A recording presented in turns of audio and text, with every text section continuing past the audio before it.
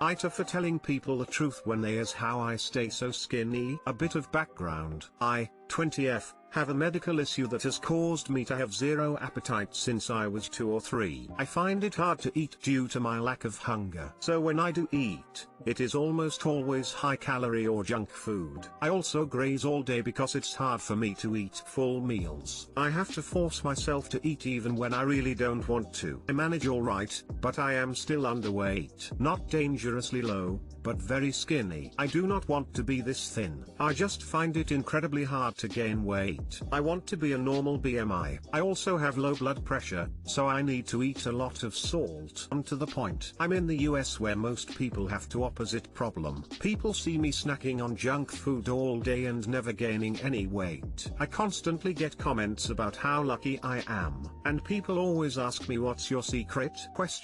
How do you only eat junk and stay so thin? I always answer the absolute truth. I just don't eat that much. People always seem so offended by my answer. Like I just don't want to let them in on my secret to staying thin. In reality, while I mostly eat only junk, there's rarely a day where I eat more than 2,000 calories. It's usually much less than that, not that I can't. Today my coworker asked me the dreaded question. How do you eat only junk and stay so thin? As always, I told her I just don't eat much. And as always she assumed I was lying. But you snack all day long at your desk. I see you eating cookies and chips and lots of carbs every day. I told her once again, yes, I eat mainly junk, I just don't eat that much. She was still not convinced with my answer and told I was an asshole for keeping my secret from people who want to be thin. Annoyed at this point, I snapped and said, just eat less. That's all you have to do. This made her angry. So I just put my headphones in, and she finally left. Edit. From now on, thanks UBD Thrills, when people ask how I stay thin, I'll tell them despite all the junk food, I eat less than 2,000 calories a day. I think that will fulfill people's questions. I want to avoid telling random people about my private health problems. Thank you all for your responses. NTA, ask the next person how they managed to stay fat. Up until pregnancy I was 90 pounds soaking wet. I had a co-worker yell at me to eat during break and I asked her why, when she's fat enough for both of us. Didn't go over that well. I've never been more proud. She left me alone after that. NTA. I have a couple of medical diagnoses that prevent me from eating certain foods and cause paralysis of my stomach. I've had people say, to my face, that they wish they could have the same problems so they could lose weight and make it easier to eat better and or less. It's so unbelievably rude, especially considering how sick I get when I go through flare-ups. I almost ended up with a feeding tube a few years ago and spent a while on TPN. For nutrition. People really should not comment on others' size whether they are underweight, average, or overweight. And they definitely shouldn't be analyzing their food choices / portions. It's really none of their business and whatever someone is doing, might not work the same for them anyway. If people want nutrition advice, they should be seeking out someone educated in that field who can assist them based on their body / needs. Exactly. I have also had people tell me that they wish they had my problem. I agree, it's unbelievably rude and offensive. I also had to have a tube a few times as a kid because my weight was dangerously low. It sucks. Biggest problem is no doctor has been able to figure out why I don't feel hunger. I hope your health improves. I know how tough it is when everyone else has the opposite problem.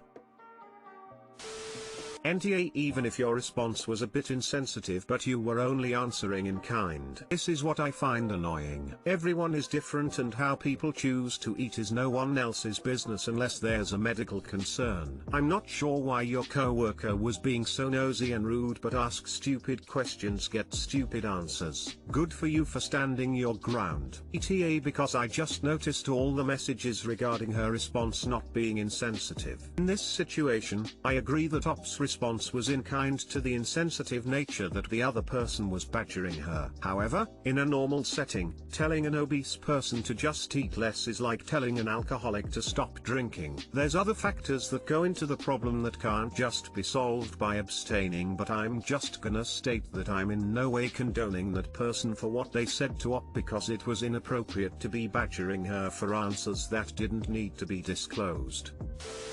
NTA at all. She shouldn't even be asking that stuff anyways at work.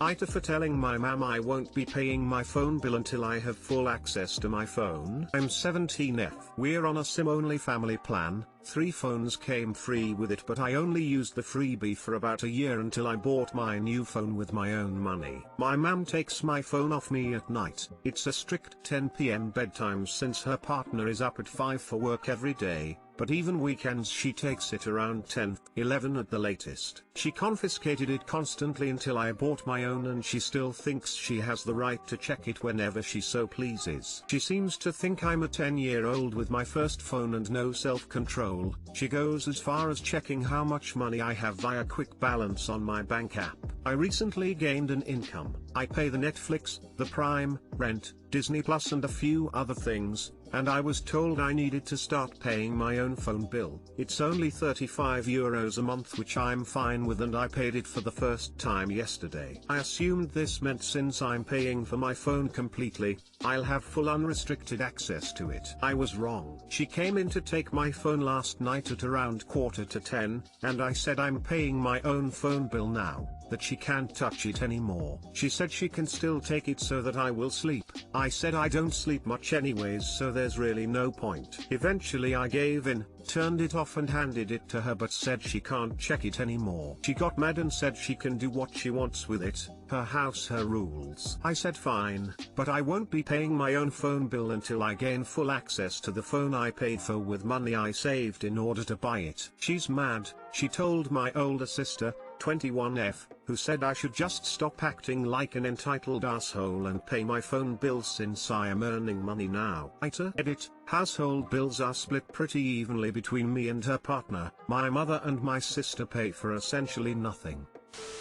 NTA, but this doesn't seem so much about the phone to me as it seems to be a parental control, two hands-on parenting kind of thing. Can't really judge how you deal with other personal responsibilities, but assuming you're a reasonable, responsible teenager, the restrictions your mom is enforcing on you seem quite overbearing. I think you should have a calm chat with your mom and hash out why she should trust you with your own responsibilities a bit more. Steer the conversation away from the specific issue of the phone and more to why she has reservations about trusting you with it. I don't drink, do drugs. I do smoke, but I have always paid for that myself. I'm never out ridiculously late. I'm paying for my own dental work that had kind of been neglected for a while. I pay roughly half the household bills. I've not missed a day of school outside of the time we had off for the pandemic in 5 years and haven't failed an exam in 3 of those years. She has reservations about trusting me with the phone because I joined Instagram without asking her permission at 15.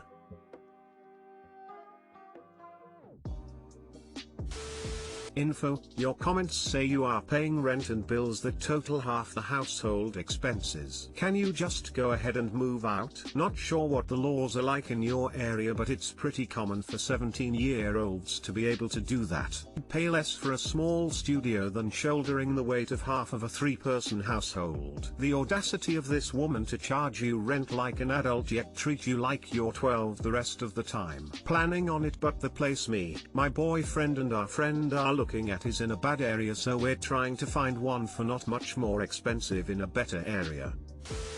NTA, you're 17, it's past time she started treating you as such. You're a lot more responsible than a lot of other 17-year-olds paying for those things for yourself as well. Not only a phone, he single-handedly pays the same amount of household bills as his mother, his mother's partner, and his 21F sister combined. He mentioned he pays half of the household bills.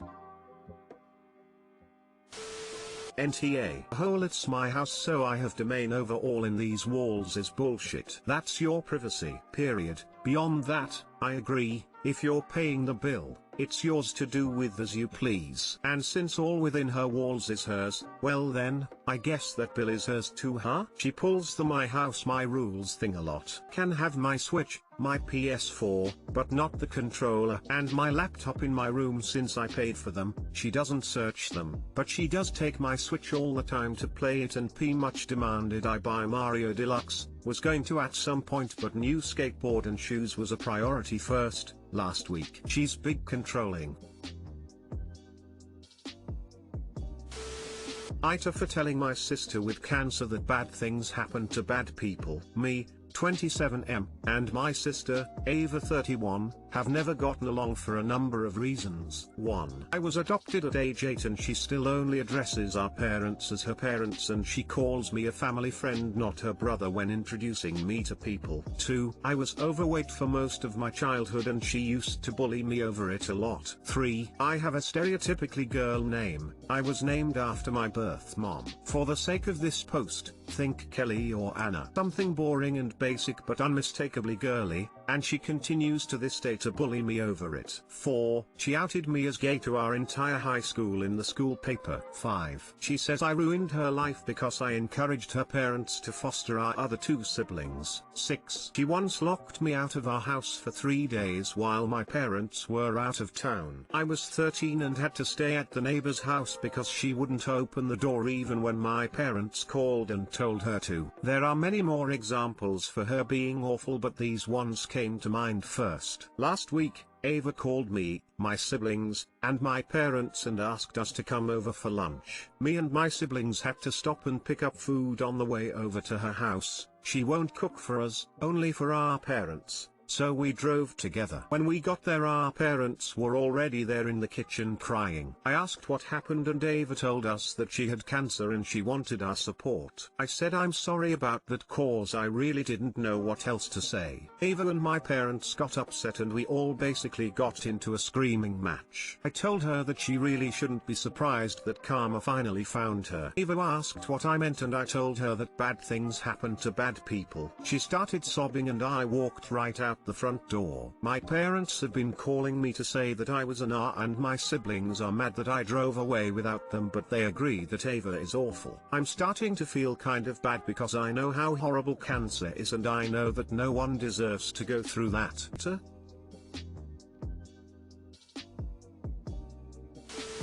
ESH. Your sister sucks for the horrible way she has treated you for years. Your parents suck for not stopping her behavior. And you suck for thinking that cancer is a punishment that bad people get. Lost a very good friend to cancer almost 2 years ago. She was a lovely woman and did nothing to deserve cancer. I imagine most people who have cancer have not done anything that would warrant that horrible disease.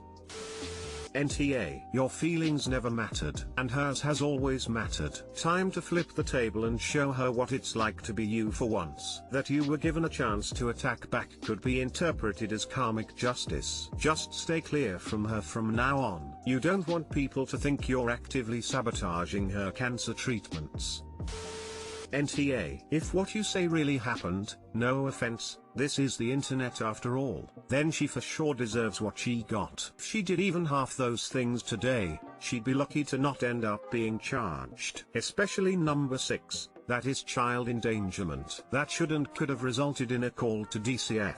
She's lucky I wasn't that neighbor. I would have called the police to come kick the dang door in. The only thing I will say is that it was super rude for you to just leave your siblings there like that. You should have at least gave them a chance to leave with you. At least then you could claim the choice was theirs to make whether they stayed. By doing what you did, you took their choice away from them. Bottom line, NTA.